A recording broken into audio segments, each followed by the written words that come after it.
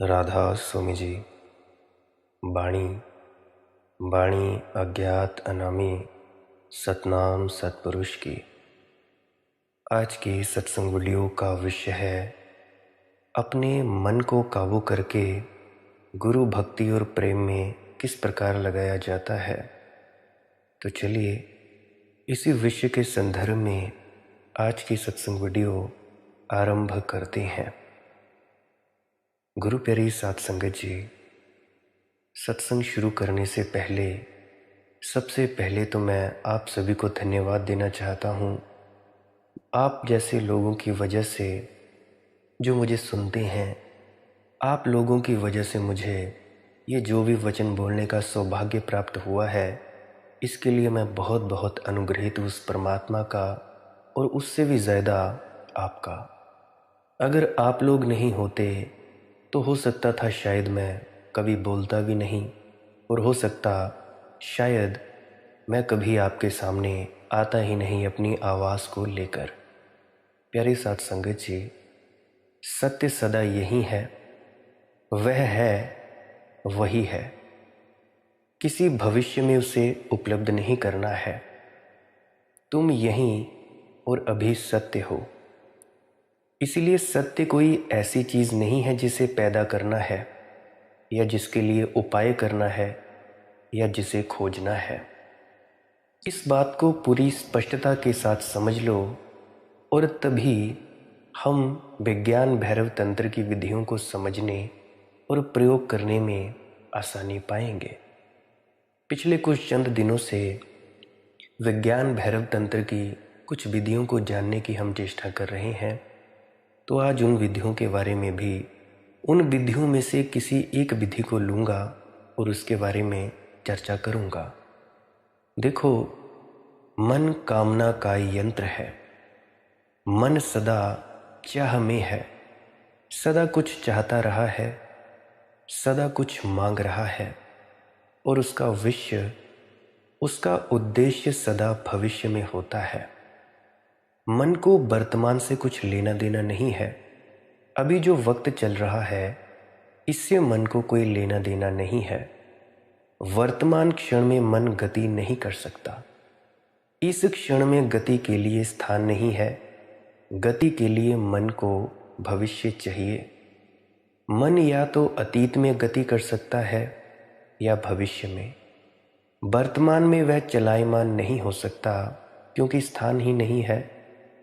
परमात्मा और गुरु का प्रेम वर्तमान में है और मन सदा भविष्य या अतीत में होता है। अतीत यानी पिछला कल, भविष्य यानी आने वाले कल की चिंता। 10 साल बाद क्या होगा, हमारा कल क्या होगा, हमारे बच्चों का क्या होगा, इत्यादि इत्यादि। अतीत में जो जो पिछले कल में आपके साथ हुआ था, किसी ने गालियाँ निकाल दी, किसी ने भला बुरा कहा, किसी ने आपको थप्पड़ मार दिया, या किसी ने आपको सड़क चलती गाड़ी से बाहर निकलकर गालियाँ निकाल दी, ये सब यादें हमारे मन में चली रहती हैं। इसीलिए मन और सत्य के बीच मिलन नहीं हो सकता। हमारे मन और गुरु प्रेम के बीच मिलन नहीं हो सकता। जब मन कोई संसारिक विषय खोजता है तो कठिनाई नहीं है, तब समस्या लाइलाज नहीं है, वह हल हो सकती है। लेकिन जब वही मन सत्य को खोजने चलता है तो प्रयत्न असंगत हो जाता है, क्योंकि सत्य यहीं और अभी है और मन सदा वहाँ और भविष्य में होता है। मिलन संभव नहीं है। इसीलिए पहली बात तुम सब समझ लो, तुम परमात्मा को नहीं खोज सकते। तुम उसे पा सकते हो लेकिन खोज नहीं सकते। ये खोज ही बाधा है। जिस क्षण तुम खोजना शुरू करते हो उसी क्षण तुम वर्तमान से, अपने से दूर निकल जाते हो, क्योंकि प्रेम तो तुम तो सदा वर्तमान में हो। वर्तमान वर्तमान से ही जुड़ाव होता है। खोजने वाला सदा वर्तमान में है और खोज सदा भविष्य में है। इसीलिए खोजी और खोज में मिलन नहीं हो सकता। चाहे तुम कुछ भी खोजो, लाओ त्से कहता है, खोजो और खो दोगे। खोजो मत और पा लोगे, मत खोजो और पालो। भगवान शिव की ये सारी विधियाँ मन को भविष्य या अतीत से वर्तमान की तरफ मोड़ने के लिए हैं। तुम जिसे खोज रहे हो वह उपलब्ध ही है, वह है ही, वही है। सिर्फ मन को खोज से अखोज की तरफ, चाह से अचाह की तरफ मोड़ना है। अब तुम ज़रा सोचो, तुम में से बहुत से स्त्री होंगे, बहुत से पुरुष होंगे, लेडीज़ होंगी या जेंट्स होंगे, बच्चे होंगे या बूढ़े होंगे। क्या तुम्हें कहीं खोजने जाना पड़ता है कि हम लड़का हैं या लड़की हैं? क्या तुम कहीं खोजने जाते हो? नहीं खोजने जाते, क्योंकि तुम लड़का या लड़की पहले से ही हो। उसी प्रकार से तुम पहले से ही परम आत्मा हो, तुम्हारे अंदर सत्य है। खोज बंद कर दो, दौड़ना बंद कर दो और अपनी तरफ मुड़ो, अपनी तरफ देखो। अब जैसे तुम सोचो कि मेरा हाथ कहीं खो गया है, सारी जगह नज़र फिराते फिरते आप अगर मर जाओगे तो भी कोई फ़ायदा नहीं होगा। परंतु जब कोई व्यक्ति कहेगा, अरे तू अपनी तरफ मुड़ के तो देख, तेरा हाथ तेरे साथ ही है, ठीक उसी प्रकार हर कोई सद्गुरु, गुरु हमें बस इतना ही बताता है कि भाई, जिसे तू खोज रहा है वो तेरे अंदर ही है, वो तू ही है, तू ही परमात्मा है। परंतु हम ये मानने को तैयार नहीं होते कि हम ही परमात्मा है। कोई भी तैयार नहीं होता। कहते हैं हम तो पापी हैं और परमात्मा नहीं, नहीं, हम व्यभिचारी हैं, हम गुस्सैल हैं, हम कामी हैं, परमात्मा नहीं, नहीं, हम नहीं हो सकते। तो प्यारे सज्जनों, तुम सब परमात्मा हो। चाहे तुम साधु हो, चाहे तुम संत हो, चाहे तुम चोर हो, लफंगे हो, अच्छे हो या बुरे हो, तुम पूरे के पूरे परमात्मा हो। संत केवल वही है जो उस सच के साथ मिलकर अपनी पहचान कर चुका होता है, और असंत या असाधु या चोर वही है, या लफंगा वही है, या बुरा वही है जिसे बस पता नहीं है कि हम कौन हैं। अगर किसी व्यक्ति को पता चल जाए कि वह कौन है, तो वह दोबारा वो काम नहीं करेगा जिस काम को तुम सब गलत कहते हो। उंगली मार डाकू के बारे में तो तुमने सुना ही होगा। उंगली मार डाकू व्यक्तियों को मार देता था, परंतु जब बुद्ध उसके निकट गए, पास गए, तो वो समर्पित हुआ और उंगली मार डाकू से एक साधु बन गया और उसके बाद एक सिद्ध संत बन गया। ठीक उसी प्रकार से तुम में से किसी को पता नहीं कि तुम कौन हो। अगर तुम्हें पता लग जाए कि तुम कौन हो, महसूस कर लो अपने आप को पहचान लो कि कौन हो, फिर तुम वैसे के वैसे काम नहीं करोगे जैसा तुम सब अब कर रहे हो।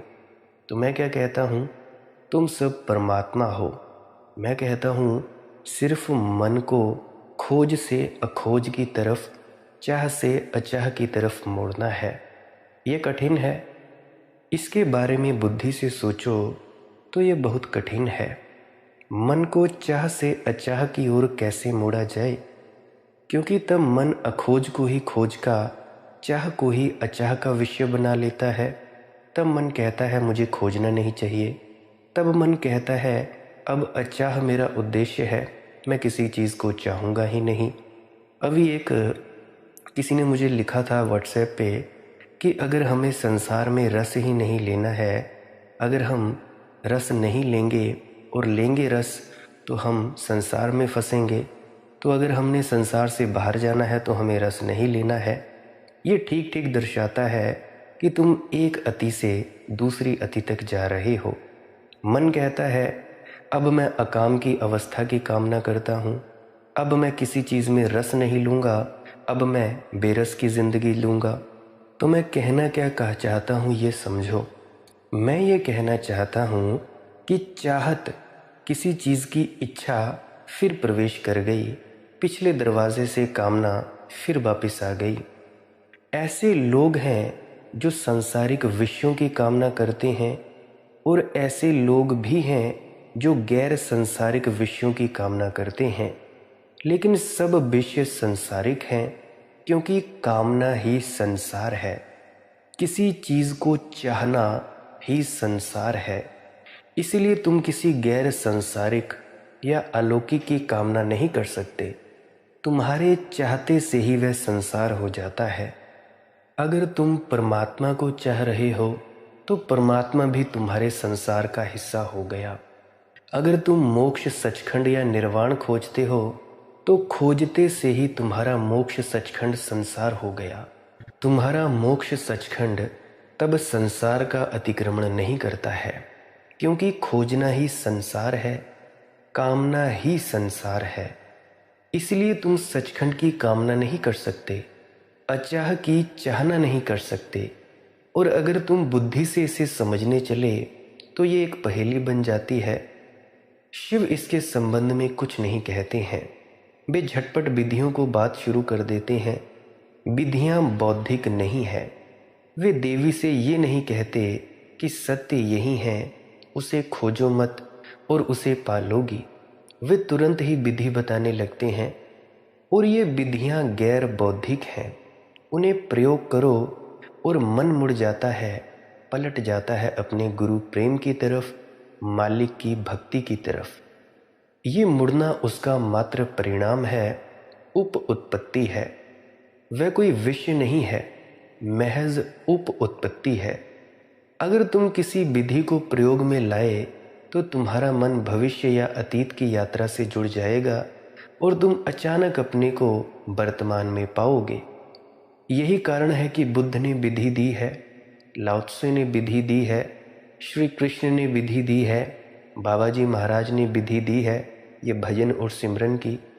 लेकिन उन्होंने हमेशा ही अपनी विधियों को बौद्धिक सिद्धांतों से सजाकर पेश किया है। केवल शिव का ढंग दूसरा है। वे झटपट और सीधे विधि ही बताते हैं, उसके साथ कोई बौद्धिक समझ या बौद्धिक भूमिका नहीं बताते हैं, क्योंकि वे जानते हैं कि मनुष्य का मन चालाक है, सर्व अधिक चालाक है। वह किसी भी चीज़ को समस्या में बदल सकता है, अचाह ही समस्या बन जाएगी। अब ऐसे समझो, तुम चाय को बड़ा पसंद करते हो, तुमने चाय को पसंद किया, चाय बहुत ज़्यादा पीते हो, बहुत ज़्यादा पीते हो। अब किसी ने तुम्हें कहा कि भाई तुम चाय मत पिया करो, इससे तुम्हारा नुकसान होता है। फिर तुम लग जाते हो, चाय दिखनी भी नहीं चाहिए, चाय नहीं पीनी, नहीं पीनी, नहीं पीनी, दिख भी ना जाए, यहाँ तक तुम चेष्टाएं करते हो। कहने का मतलब ये है कि तुम एक अति से दूसरी अति तक जाते हो। कोई मूर्ख हैं, कहते हैं कि जी संसार में रस लेना है, और कोई मूर्ख ऐसे हैं जो कहते हैं संसार के रस से दूर भागा जाए। चाय में चीनी की जगह कोई करेले का रस मिला रहा है, कोई कड़वी चाय पी रहा है। तो ये सब अतियाँ हैं। लोग मेरे पास आते हैं और पूछते हैं कि कैसे अचाह हो जाऊं। वे अचाह की चाहना कर रहे हैं। किसी ने उससे कहा है या उन्होंने कहीं सुना है या कोई आध्यात्मिक गए सुनी है कि अगर तुम इच्छा न करो तो तुम आनंद को प्राप्त हो जाओगे, इच्छा न करो तो मुक्त हो जाओगे, इच्छा न करो तो दुख नहीं रहेगा। अब उनका मन उस अवस्था को पाने के लिए लालायित होता है जिसमें दुख नहीं है, और वे पूछते हैं कि कैसे इच्छा ना करें। उनका मन चालबाजी कर रहा है। वे अब भी इच्छा कर रहे हैं, चाह कर रहे हैं, अभी वे चाहते हैं कुछ। अब सिर्फ इच्छा का विषय बदल गया है। पहले वे धन चाहते थे, यश चाहते थे, पद प्रतिष्ठा चाहते थे। अब वे अचाह को चाह रहे हैं, केवल विषय बदल गया है। वे तो वही हैं, उनका चाहना भी वही है, लेकिन अब वही चाह अधिक कपटपूर्ण हो गई है। केवल यही कारण है कि शिव किसी भूमिका के बिना ही शुरू करते हैं। वे तुरंत विधियों की बात शुरू कर देते हैं। वे विधियां अगर उनका प्रयोग किया जाए मन को मोड़ देती हैं, मन को रोक देती हैं, वह वर्तमान में आ जाता है। और जब मन वर्तमान में होता है तो वह ठहर जाता है। वर्तमान में तुम मन नहीं हो सकते, ये असंभव है। जागृता अवस्था में तुम मन नहीं हो सकते। इसी क्षण भी अगर तुम यहीं और अभी हो तो तुम मन कैसे हो सकते हो? विचार विसर्जित हो जाते हैं, क्योंकि वे गति नहीं कर सकते। मैं तुमसे कहता हूँ, अगर कोई भी शख्स मेरी इस ऑडियो को बड़े ध्यानपूर्वक सुन रहा है, तो वे व्यक्ति या कोई भी स्त्री या पुरुष या बच्चा या बूढ़ा मुझे सुन रहा है, तो बस मुझे सुन ही रहा है। उसके अंतस में और कोई विचार नहीं आ रहे होंगे। विचार विसर्जित हो रहे होंगे क्योंकि वे ऐसे गति नहीं कर सकते। वर्तमान में गति के लिए स्थान नहीं है। वर्तमान में तुम सोच नहीं सकते। अगर तुम इसी क्षण में हो तो गति कैसे करोगे? मन ठहर जाता है और तुम मन शून्यता को उपलब्ध हो जाते हो। इसलिए असली बात यह है कि अभी और यहीं कैसे हुआ जाए, इसी सेकंड जो पल पल है, पल पल कैसे जिया जाए।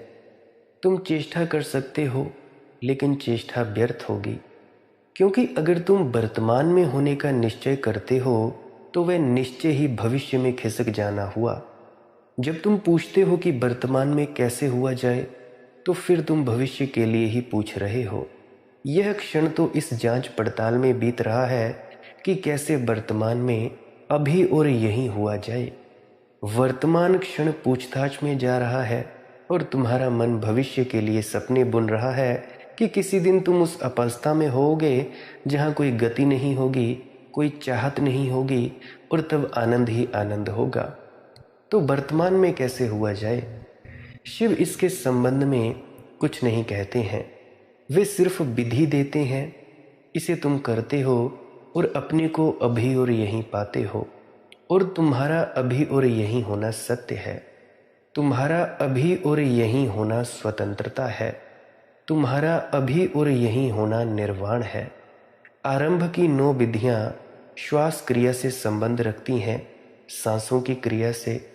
इसीलिए पहले हम सांस क्रिया के संबंध में थोड़ा समझ लें और फिर विधियों में प्रवेश करेंगे।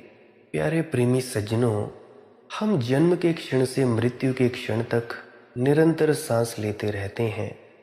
इन 2 बिंदुओं के बीच सब कुछ बदल जाता है, सब चीज़ बदल जाती है, कुछ भी बदले बिना नहीं रहता। लेकिन जन्म और मृत्यु के बीच सांस क्रिया अचल रहती है। बच्चा जवान होगा, जवान का होगा, वह बीमार होगा, उसका शरीर रुग्ण और कुरूप होगा, सब कुछ बदल जाएगा। वह सुखी होगा, दुखी होगा, पीड़ा में होगा, सब कुछ बदलता रहेगा। लेकिन इन 2 बिंदुओं के बीच आदमी सांस भर सतत लेता रहेगा, चाहे और कुछ भी हो। तुम सुखी हो कि दुखी, जवान हो कि बूढ़े, सफल कि असफल, जो भी हो वह अप्रासंगिक है। लेकिन एक बात निश्चित है कि इन 2 बिंदुओं के बीच तुम्हें सांस लेते ही रहना है। सांस क्रिया एक सतत प्रवाह है, उसमें अंतराल संभव नहीं है। अगर तुम 1 सेकंड के लिए भी सांस लेना भूल जाओ तो तुम मर जाओगे, तुम समाप्त हुए। यही कारण है कि सांस लेने का जिम्मा तुम्हारा नहीं है, नहीं तो मुश्किल हो जाए। कोई एक क्षण को भी सांस लेना भूल जाए तो फिर कुछ भी नहीं किया जा सकता। इसीलिए यथार्थ में तुम सांस नहीं लेते हो, क्योंकि उसमें तुम्हारी ज़रूरत नहीं है। तुम गहरी नींद में हो और सांस चल रही है। तुम गहरी बेहोशी में हो और सांस चल रही है। तुम ज़रूरी नहीं हो, तुम्हारे बावजूद सांस क्रिया जारी रहती है। सांस लेना तुम्हारे व्यक्तित्व का एक अचल तत्व, ये पहली बात हुई। और दूसरी बात कि वह जीवन के लिए अत्यंत आवश्यक और आधारभूत है। सांस के बिना तुम जीवित नहीं रह सकते, इसीलिए सांस और जीवन पर्यायवाची हो गए हैं। सांस क्रिया जीवन की यंत्रिकी है और जीवन गहरे रूप में उससे जुड़ा है। इसीलिए भारत में उसे प्राण कहते हैं। सांस और जीवन दोनों के लिए हमने ये शब्द प्राण रखा है। प्राण का अर्थ है जीवन शक्ति, जीवंतता। तुम्हारा जीवन तुम्हारी श्वास है, तुम्हारी सांस है। और तीसरी बात कि सांस तुम्हारे और तुम्हारे शरीर के बीच सेतु है, एक पुल की भांति है। सतत सांस तुम्हें तुम्हारे शरीर से जोड़ रही है, संबंधित कर रही है। और सांस न सिर्फ केवल तुम्हारे और तुम्हारे शरीर के बीच एक पुल है, वह तुम्हारे और विश्व के बीच भी एक पुल की भांति है। शरीर वह विश्व है जो तुम्हारे पास आया है, जो तुम्हारे पास है। तुम्हारा शरीर विश्व का ही अंग है। शरीर की हर एक चीज, हर एक कण, हर एक कोश इस संसार का अंश है। ये विश्व के साथ निकटतम संबंध है। और सांस सेतु है। अगर सेतु टूट जाए तो तुम शरीर में नहीं रह सकोगे, तुम किसी अज्ञात आयाम में चले जाओगे, तब तुम समय और स्थान में नहीं पाए जाओगे। इसलिए सांस तुम्हारे और देश काल के बीच का एक सेतु है। सांस इसीलिए बहुत महत्वपूर्ण, सर्वाधिक महत्वपूर्ण हो जाती है। यही कारण है कि आरंभ की 9 विधियां सांसों से संबंधित हैं। अगर तुम सांस के साथ कुछ कर सको तो तुम अचानक वर्तमान में लौट आओगे। अगर तुम सांस के साथ कुछ कर सको तो तुम जीवन स्रोत को उपलब्ध हो जाओगे। अगर तुम सांस के साथ कुछ कर सको तो तुम समय और स्थान का अतिक्रमण कर जाओगे। अगर तुम सांस के साथ कुछ कर सको तो तुम संसार में भी होगे और उसके पार भी। सांस के 2 बिंदु हैं, 2 छोर हैं। एक छोर है जहाँ पर वह शरीर और विश्व को छूती है, और दूसरा छोर है जहाँ वह तुम्हें और विश्वातीत को छूती है। और हम सांस के एक ही हिस्से से परिचित हैं। जब वह विश्व में शरीर में गति करती है तभी हम उसे जानते हैं, लेकिन वह सदा ही शरीर से अशरीर में और अशरीर से शरीर में संक्रमण कर रही है। इस दूसरे बिंदु को हम नहीं जानते हैं। और अगर हम दूसरे बिंदु को, जो सेतु का दूसरा ध्रुव है, जान जाएं, तो एकाएक रूपांतरित होकर एक दूसरे ही आयाम में प्रवेश कर पाएंगे। लेकिन याद रखो, शिव जो कहने जा रहे हैं वह योग नहीं है, वह तंत्र है। योग भी सांस पर काम करता है, लेकिन योग और तंत्र के काम में बुनियादी फर्क है। योग सांस क्रिया को व्यवस्थित करने की चेष्टा करता है। अगर तुम अपनी सांस को व्यवस्था दो तो तुम्हारा स्वास्थ्य सुधर जाएगा। अगर तुम सांस क्रिया को व्यवस्थित करो, उसके रहस्यों को समझो, तो तुम्हें स्वस्थ और दीर्घ जीवन मिलेगा, लंबा जीवन मिलेगा। तुम ज़्यादा बलशाली, ज़्यादा ओजस्वी, ज़्यादा जीवंत, ज़्यादा युवा और ज़्यादा ताज़ा हो जाओगे। लेकिन तंत्र को उससे कुछ लेना देना नहीं है। तंत्र सांस की व्यवस्था की चिंता नहीं लेता। भीतर की ओर मुड़ने के लिए वह सांस क्रिया का उपयोग भर करता है। तंत्र में साधक को किसी विशेष ढंग की सांस का अभ्यास नहीं करना है, कोई विशेष प्राणायाम नहीं साधना है, प्राण को लयबद्ध नहीं बनाना है। बस उसके कुछ विशेष बिंदुओं के प्रति बोधपूर्वक रहना है। देखो, श्वास प्रश्वास के कुछ बिंदु हैं जिन्हें हम नहीं जानते। हम सदा श्वास लेते रहे हैं, लेते रहेंगे। हम श्वास के साथ जन्मते हैं, श्वास के साथ मरते हैं, लेकिन हमें उसके कुछ महत्वपूर्ण बिंदुओं का बोध नहीं है। और ये हैरानी की बात है, मनुष्य अंतरिक्ष की गहराइयों में उतर रहा है, खोज कर रहा है, वह चांद पर पहुंच रहा है, वह पृथ्वी से निकलकर दूर अंतरिक्ष में पहुंचने की चेष्टाएं कर रहा है, लेकिन वह अपने जीवन के इस निकटतम अंग को नहीं समझ सका है। सांस के कुछ बिंदु हैं जिन्हें तुमने कभी देखा ही नहीं। वे बिंदु द्वार हैं, तुम्हारे निकटतम द्वार, जिनसे होकर तुम एक दूसरे ही संसार में, एक दूसरे ही अस्तित्व में, एक दूसरी ही चेतना में प्रवेश कर सकते हो। लेकिन वे बिंदु बहुत सूक्ष्म हैं। चांद का निरीक्षण बहुत कठिन नहीं है, चांद पर पहुंचना भी बहुत कठिन नहीं है। वह एक स्थूल यात्रा है। यंत्रीकरण हो, प्रविधि हो, ढेर सी सूचनाएं हो और तुम चांद पर पहुंच जाओगे। श्वास क्रिया तुम्हारी निकटतम चीज है, लेकिन जो चीज जितनी ही पास होती है उसे देखना उतना ही कठिन हो जाता है। जो चीज जितनी निकट हो वह उतनी ही कठिन मालूम होती है। जो चीज़ जितनी ही प्रकट हो उतनी ही कठिन लगती है। श्वास तुम्हारे इतनी करीब है कि तुम्हारे और उसके बीच स्थान ही नहीं रहता। यह इतना अल्प स्थान है कि उसे देखने के लिए बहुत सूक्ष्म दृष्टि चाहिए, तभी तुम उन बिंदुओं के प्रति बोधपूर्ण हो सकोगे। और ये बिंदु इन विधियों के आधार हैं। अब मैं एक एक विधि को लूँगा। शिव उत्तर में कहते हैं, हे देवी, यह अनुभव 2 सांसों के बीच घटित हो सकता है।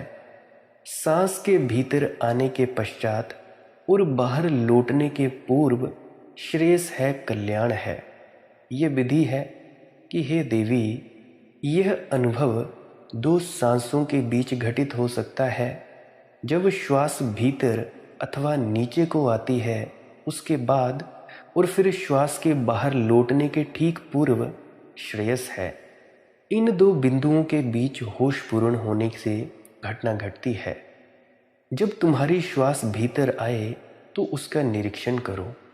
उसके फिर बाहर या ऊपर के लिए मुड़ने के पहले एक क्षण के लिए या क्षण के 1000वें भाग के लिए श्वास बंद हो जाती है। सांस भीतर आती है और वहाँ एक बिंदु है जहाँ वह रुक जाती है। फिर सांस बाहर जाती है, और जब सांस बाहर जाती है तो फिर वहाँ भी एक क्षण के लिए या क्षणांश के लिए ठहर जाती है, और फिर वह भीतर के लिए लौटती है। सांस के भीतर या बाहर के लिए मुड़ने के पहले एक क्षण है जब तुम सांस नहीं लेते हो। उसी क्षण में घटना घटनी संभव है, क्योंकि जब तुम सांस नहीं लेते हो तो तुम संसार में नहीं होते हो। समझ लो कि जब तुम सांस नहीं लेते हो तब तुम मरे हुए हो। तुम तो हो लेकिन मरे हुए। लेकिन यह क्षण इतना छोटा है कि तुम उसे कभी देख नहीं पाते। तंत्र के लिए प्रत्येक बहिर्गामी सांस मृत्यु है और प्रत्येक नई सांस पुनर्जन्म है। अंदर आने वाली सांस पुनर्जन्म है, बाहर जाने वाली सांस मृत्यु है। बाहर जाने वाली सांस मृत्यु का पर्याय है अंदर जाने वाली जीवन का। इसलिए प्रत्येक सांस के साथ तुम मरते हो और फिर जन्म लेते हो। दोनों के बीच का अंतराल बहुत क्षणिक है, लेकिन पैनी दृष्टि, शुद्ध निरीक्षण, अवधान और अनुभव छट जा सकता है। यदि तुम उस अंतराल को अनुभव कर सको तो शिव कहते हैं कि श्रेयस उपलब्ध है। तब और किसी चीज़ की ज़रूरत नहीं है। तब तुम आप्त काम हो गए। तुमने जान लिया, घटना घट गई।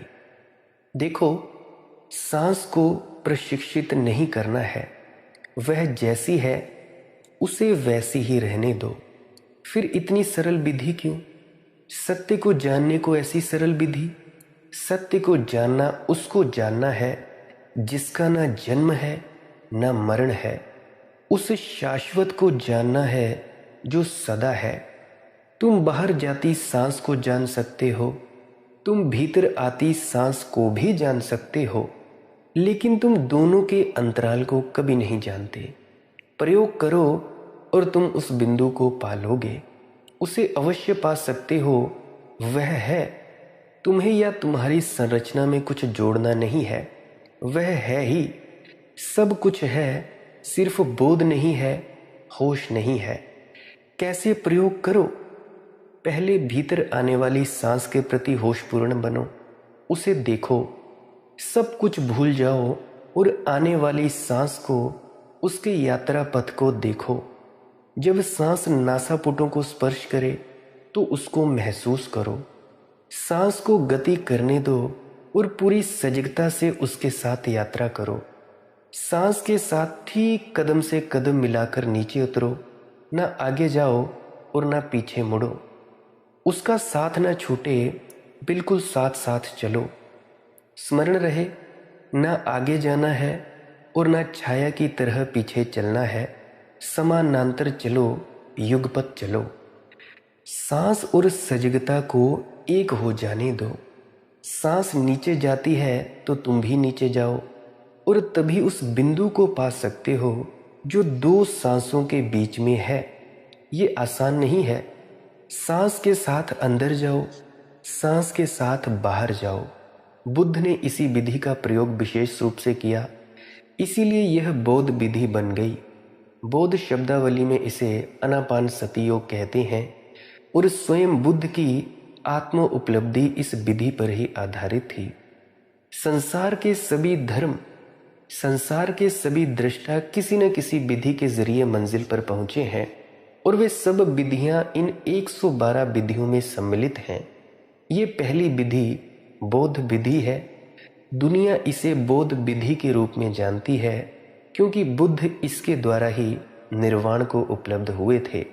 बुद्ध ने कहा है, अपनी श्वास प्रश्वास के प्रति सजग रहो, अंदर आती जाती सांस के प्रति होश रखो।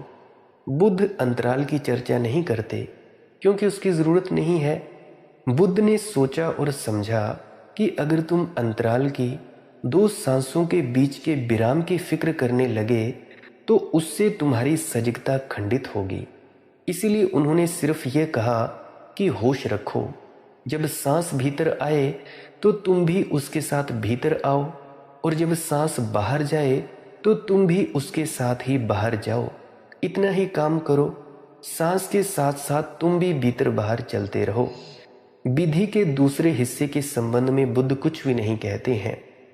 इसका कारण यह है कि बुद्ध बहुत साधारण लोगों से, सीधे साधे लोगों से बोल रहे थे। वे उनसे अंतराल की बात करते तो उससे लोगों में अंतराल को पाने की एक अलग कामना निर्मित हो जाती और यह अंतराल को पाने की कामना बोध में बाधा बन जाती। क्योंकि अगर तुम अंतराल को पाना चाहते हो तो तुम आगे बढ़ जाओगे, सांस भीतर आती रहेगी और तुम उसके आगे निकल जाओगे क्योंकि तुम्हारी दृष्टि अंतराल पर है जो भविष्य में है। बुद्ध कभी इसकी चर्चा नहीं करते, इसलिए बुद्ध की विधि आधी है, लेकिन दूसरा हिस्सा अपने आप ही चला आता है। अगर तुम सांस के प्रति सजगता का, बोध का अभ्यास करते गए तो एक दिन अनजाने ही तुम अंतराल को पा जाओगे। क्योंकि जैसे जैसे तुम्हारा बोध तीव्र, गहरा और सघन होगा, जैसे जैसे तुम्हारा बोध स्पष्ट आकार लेगा, जब सारा संसार भूल जाएगा, बस सांस का आना जाना ही एकमात्र बोध रह जाएगा, तब अचानक तुम उस अंतराल को अनुभव करोगे जिसमें सांस नहीं है। अगर तुम सूक्ष्मता से श्वास प्रश्वास के साथ यात्रा कर रहे हो तो उस स्थिति के प्रति अबोध कैसे रह सकते हो जहां सांस नहीं है। वह क्षण आ ही जाएगा जब तुम महसूस करोगे कि अब सांस ना आती है ना जाती है।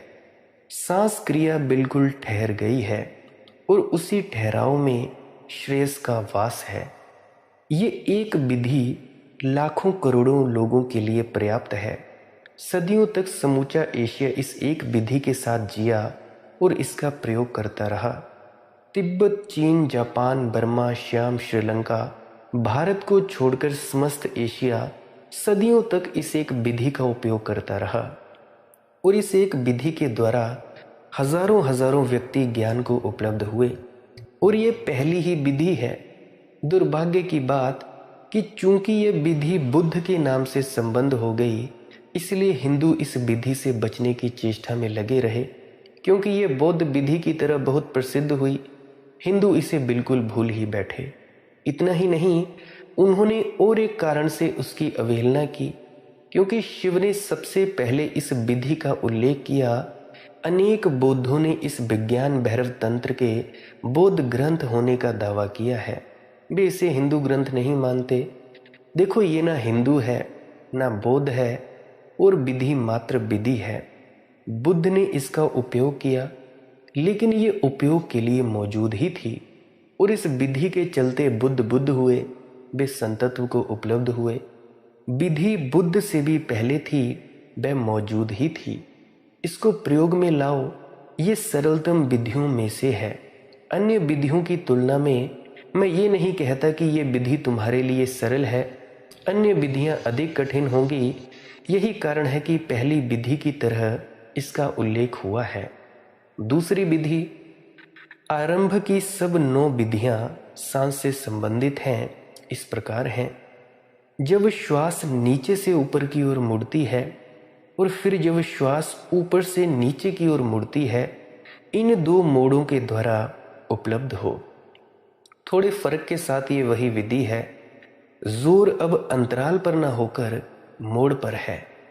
बाहर जाने वाली और अंदर जाने वाली सांस एक वर्तुल बनाती है। याद रहे, वे समांतर रेखाओं की तरह नहीं है।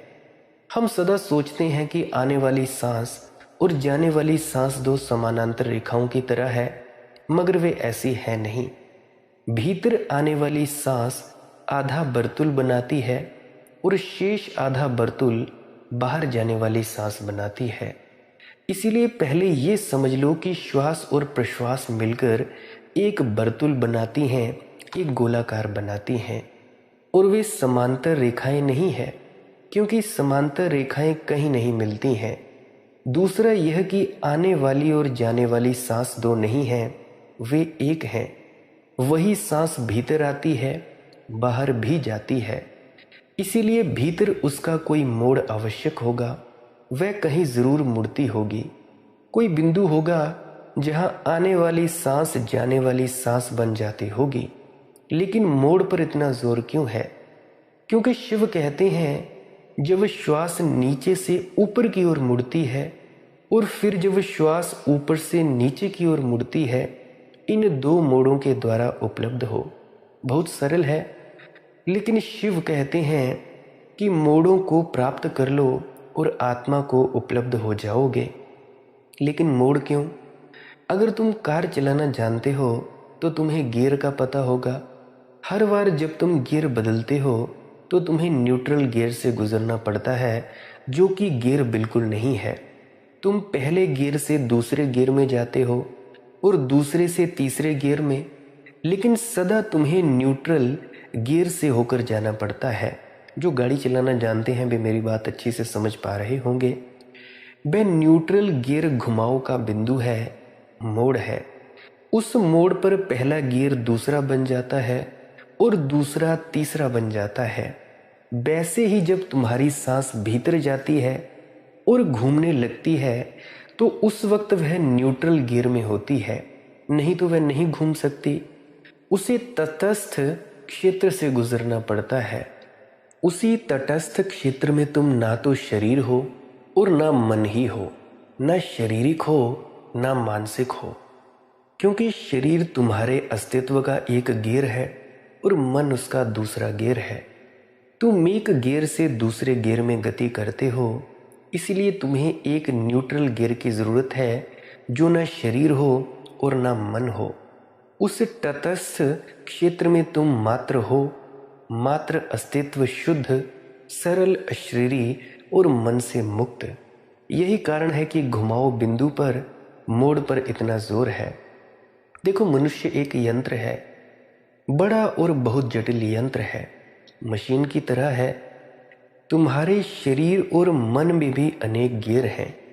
तुम्हें उस महान यंत्र रचना का बोध नहीं है, लेकिन तुम एक महान यंत्र हो। और अच्छा है कि तुम्हें उसका बोध नहीं है, अन्यथा तुम पागल हो जाओगे। शरीर ऐसा विशाल यंत्र है कि वैज्ञानिक कहते हैं कि अगर हमें शरीर के समांतर एक कारखाना निर्मित करना पड़े तो उसे 4 वर्ग मील ज़मीन की ज़रूरत होगी और उसका शोरगुल इतना भारी होगा कि उससे 100 वर्ग मील भूमि प्रभावित होगी। शरीर एक विशाल यांत्रिक रचना है, विशालतम। उसमें लाखों लाखों कोशिकाएं हैं और प्रत्येक कोशिका जीवित है। तुम 7 करोड़ कोशिकाओं के एक विशाल नगर हो। तुम्हारे भीतर 7 करोड़ नागरिक बसते हैं और सारा नगद बहुत शांति से और व्यवस्था से चल रहा है। पूरा का पूरा नगर प्रति क्षण यंत्र रचना काम कर रही है और वह बहुत ही जटिल और मुश्किल है। कई स्थलों पर इन विधियों का तुम्हारे शरीर और मन की इस यंत्र रचना के साथ वास्ता पड़ेगा। लेकिन याद रखो कि सदा ही जोर उन बिंदुओं पर रहेगा जहां तुम अचानक यंत्र रचना के अंग नहीं रह जाते हो। जब एकाएक तुम यंत्र रचना के अंग नहीं रहे तो यही क्षण है जब तुम गियर बदलते हो। उदाहरण के लिए, रात जब तुम नींद में उतरते हो तो तुम्हें गियर बदलना पड़ता है। कारण यह है कि दिन में जागी हुई चेतना के लिए दूसरे ढंग का यंत्र रचना की ज़रूरत रहती है। तब मन का भी एक दूसरा भाग काम करता है, और जब तुम नींद में उतरते हो तो वह भाग निष्क्रिय हो जाता है और अन्य भाग सक्रिय हो जाता है। उसी क्षण वहाँ एक अंतराल, एक मोड़ आता है, एक गियर बदला। फिर सुबह जब तुम जागते हो तो फिर से गियर बदलता है। तुम चुपचाप बैठे हो और अचानक कोई कुछ कह देता है और तुम क्रोध में हो जाते हो, तब तुम एक अलग गियर में चले गए। यही कारण है कि सब कुछ बदल जाता है। तुम क्रोध में आए कि तुम्हारी सांस क्रिया बदल जाती है, अस्त व्यस्त अराजक हो जाती है।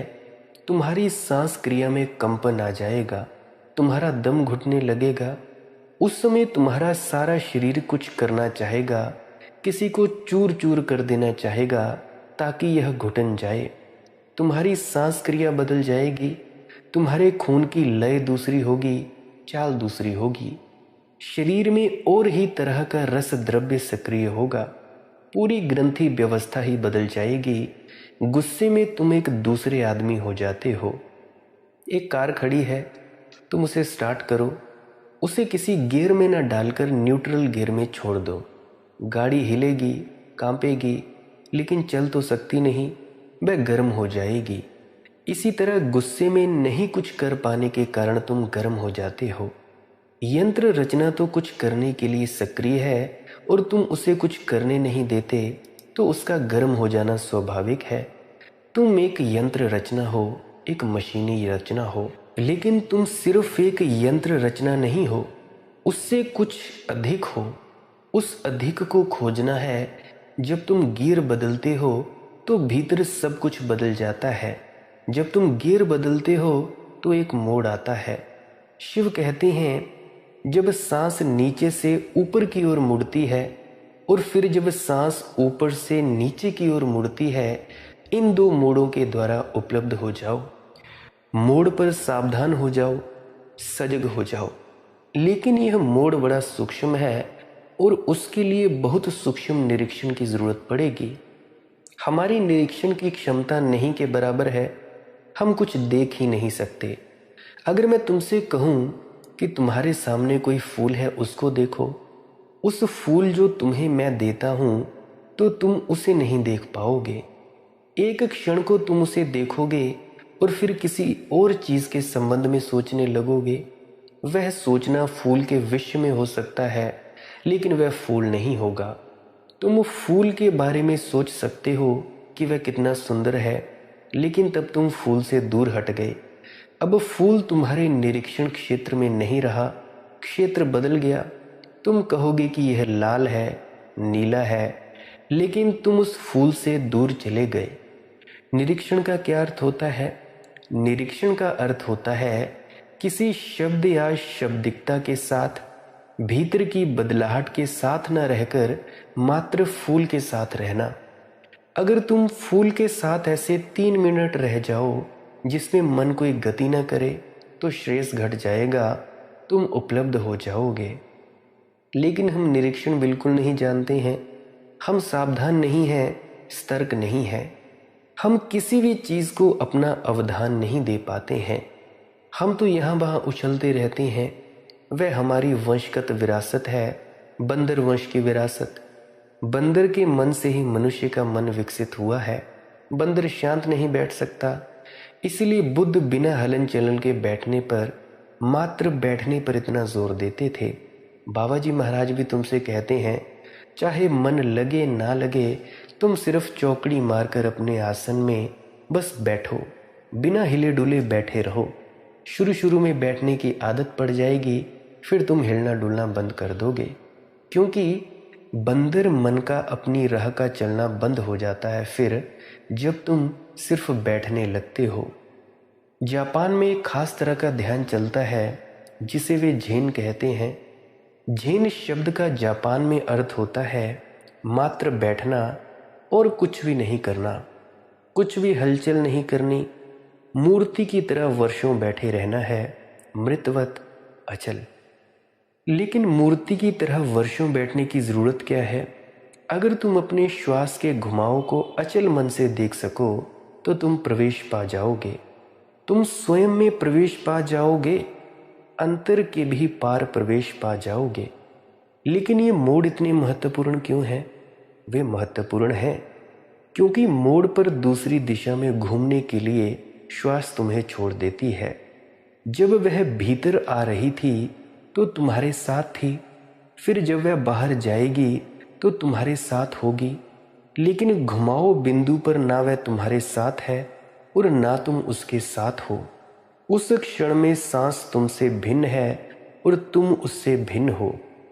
अगर सांस क्रिया ही जीवन है तो तब तुम मृत हो। अगर सांस क्रिया तुम्हारा मन है तो उसी क्षण तुम अमन हो। तुम्हें पता हो या नहीं, अगर तुम अपनी सांस को ठहरा दो तो मन अचानक ठहर जाता है।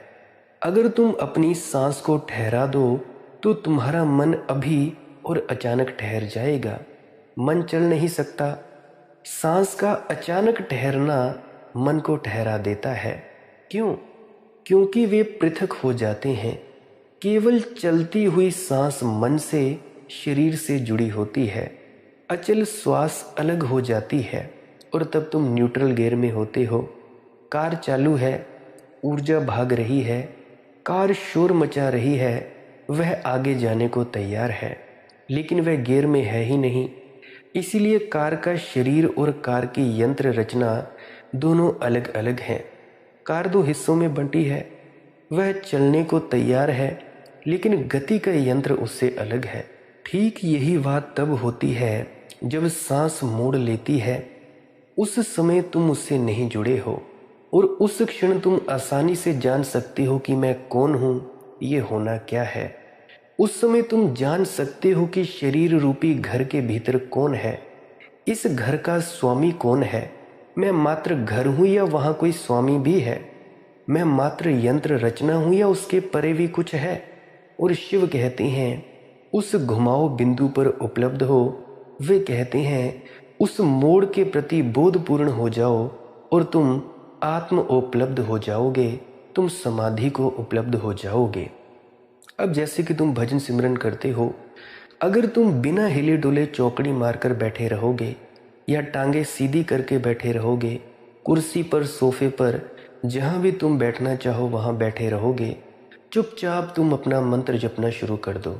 जपते गए, शरीर को हिलाना डुलाना नहीं है।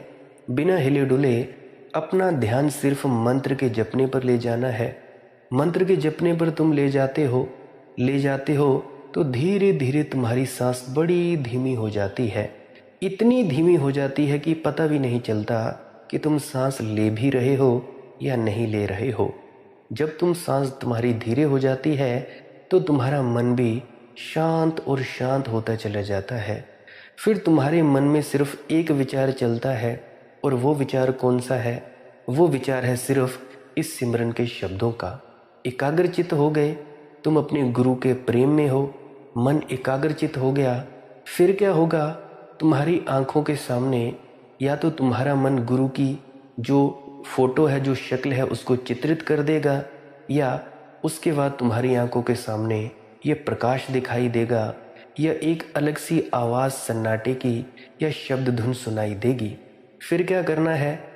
सिमरन के शब्दों को जपना बंद कर देना है, क्योंकि मन पहले से ही शांत है। गियर बदला, तुम प्रकाश की तरफ मुड़ गए। प्रकाश की तरफ मुड़ गए, प्रकाश को देखना शुरू किया, शब्द को सुनना शुरू किया। इस प्रकाश को देखते देखते इतने लीन हो जाना है कि तुमने उसमें डूब ही जाना है। इसके आगे जो दशा होगी वो सिर्फ महसूस करने में है, वो वर्णन करने में नहीं है। हो सके कभी किसी दिन वर्णन करूँगा, अगर हुआ तो, वरना मुझे नहीं लगता कि इसके आगे क्या वर्णन करूँ, क्या बोलूँ, क्या समझाऊँ। मुझे तो कुछ समझ नहीं आता, क्योंकि सच कहूँ तो मैं निपट अज्ञानी हूँ, शब्दों का इतना धनी नहीं हूँ। कौन से शब्द यूज़ करूँ, इस्तेमाल करूँ, ये मुझे पता नहीं है। तो ये तुमको मैंने 2 विधियाँ बताई। विज्ञान भैरव तंत्र की ये 2 विधियाँ हैं सांसों की। तुम जब खाली बैठे हो, जिन जिनको नामदान नहीं मिला है, वो सिर्फ सजग हो जाएं, होश पूर्ण हो जाएं, अलर्ट हो जाएं और आती जाती सांसों को देखें। ना तो सांसों को तेज करना है ना कम करना है। जिस तरह से चल रही हैं चलते रहने देना है। बस सिर्फ देखते रहना है, देखते रहना है।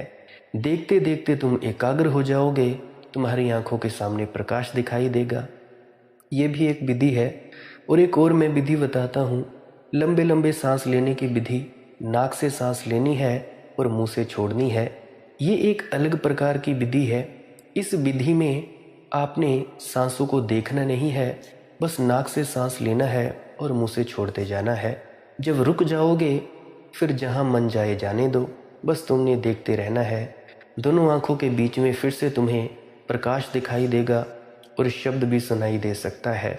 ये भी एक अलग प्रकार की विधि है, इसको भी तुम सब अपना सकते हो। आधा पौना घंटे तक अगर तुम सभी इस लंबे लंबे श्वासों की क्रिया करोगे तो आधे पौने घंटे के बाद जैसे ही रुकोगे तुम अपने भीतर फेंक दिए जाओगे। शरीर में कंपन होगा, मरने से डर लगेगा, रीढ़ की हड्डी में कुछ गरम गरम ऊपर की तरफ घूमता मालूम होगा, सर घूमेगा, तो इसके लिए चिंता नहीं लेनी है। ये एक अलग प्रकार की विधि है जो मैं हर व्यक्तियों को हर बार बताता हूँ। ये यूनिवर्सल विधि है, कोई भी किसी भी ढंग से किसी भी प्रकार से कर सकता है। कोई डिप्रेशन में रहता हो, पागलपन में हो, किसी को कुछ याद नहीं होता है, किसी को और भी मानसिक बीमारी है, वो व्यक्ति इस सांस क्रिया का प्रयोग कर सकता है। ये लंबे लंबे सांसों की इसका प्रयोग कर सकता है या अपनी सांसों को देखने का प्रयोग कर सकता है। और ये लंबी लंबी सांसों को वो बिल्कुल ना करें जिनको सांस की दिक्कत हो, जो हार्ट पेशेंट हो और प्रेग्नेंट लेडीज़ हो। इन शख्सों के अलावा कोई भी कर सकता है, अपनी अपनी मौज के अनुसार, अपने अपने वक्त के अनुसार कर सकता है। ये विधियां हैं, ये तरीके हैं जिनके माध्यम से तुम अपने भीतर पहुंच सकते हो। तुम उस सचखंड अवस्था तक पहुंच सकते हो। गुरु के साथ प्रेम करके भी पहुंच सकते हो। वो आपकी अपनी अपनी मौज है। अब आप ही देखें कौन सी विधि आपको सही लगती है, सही नहीं लगती है। खुद जाने और पहचाने क्या सही है और क्या सही नहीं है। प्यारी साथ संगत जी, आज की सत्संग वीडियो यहीं समाप्त होती है। अगर आप जी को इस वीडियो से कुछ भी सीखने को मिला है तो इस वीडियो को लाइक ज़रूर करें। कमेंट सेक्शन में बता सकते हैं क्या समझ में आया, क्या नहीं आया। और आप जी राधा स्वामी ज़रूर लिख सकते हैं। नहीं पसंद आई वीडियो, नहीं समझ में आया तो आप डिसलाइक अवश्य करें। कोई प्रश्न है कमेंट सेक्शन में पूछ लें, या टेलीग्राम, इंस्टाग्राम, फेसबुक, वहाँ पे सर्च करें माले की मौज सत्संग। वहाँ पे जाकर आप अपना प्रश्न लिख सकते हैं। उसके पहले आप पुरानी वीडियोस को अवश्य सुने, क्या पता किसी पुरानी वीडियो में आपके प्रश्न का जवाब मिल जाए। आप मेरी इन वीडियोस का प्रयोग कर सकते हो अपने ध्यान में उतरने के लिए, अपने प्रश्नों के जवाब लेने के लिए, अपने वहमों और भ्रमों से दूर होने के लिए कर सकते हो प्रयोग।